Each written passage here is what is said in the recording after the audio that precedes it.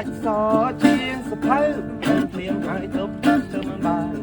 យកអូនទៅជាគូសកបងអញនាងស្គាល់អារម្មណ៍សុខសាន្តបើអូននាងក្រមែនបើស្ម័គ្រចិត្តបើដើរលេងកំសាន្ត25ខែក្រុងប៉ុណ្ណឹងស៊ីផាច់ដើរលេងមិនហើយចំណាយលុយមាន power bank ទៅឲ្យអូនដោតដី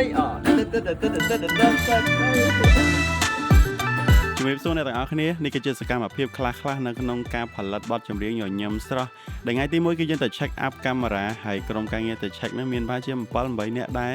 ដែលយើងបែងចែកតួនាទីផ្សេងៗគ្នារៀងខ្លួនហើយកាមេរ៉ាដែលយើង plan យកទៅថតនៅថ្ងៃហ្នឹងគឺយើងប្រើកាមេរ៉ា4ដើមដែល3ដើមគឺជា Blackmagic 6K Pro ហើយមួយដើមទៀតគឺជា P6K ហើយយ៉ាងអ្នកនរគ្នាដូចតែបានឃើញអញ្ចឹងគឺក្រុមការងាររបស់យើងញាប់ដៃញាប់ជើងខ្លាំងមែនទែនហើយកាមេរ៉ាយើងក៏បានរៀបចំរួចរាល់ហើយដែរនិយាយទៅស្អាតបាតហើយចូលមកដល់ on set ថ្ងៃដែលយើងថតគឺចាប់ដើមទម្លាក់ភ្លើងមកយើងទៅដល់ទីតាំងថតបានជាម៉ោង12អញ្ចឹង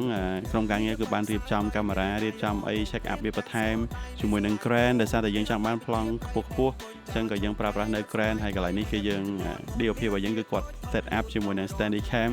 ដើម្បីយកប្លង់បែប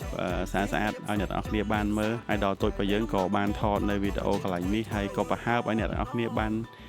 ឃើញដែរនៅពេលដែល MV យើងអត់ទាន់ final គឺកន្លែងហ្នឹងហើយដែលអ្នកនរគ្នាបានស្ដាប់នៅពេលដែលគាត់ប្រហើបមុនដំបូងអរគុណខ្លាំងមែនទែនសម្រាប់ក្រុមការងារទាំងមូលតែម្ដងគឺយើងស្វាស្វែងខ្លាំងមែនទែនដើម្បីចេញនៅបទចម្រៀងបទនេះហើយក៏យើងបង្ហាញនៅនំខ្មែរនៅម្ហូបខ្មែរយើងជាច្រើនហើយនេះគឺជារូបភាពខ្លះៗនៅពេលដែលយើងថត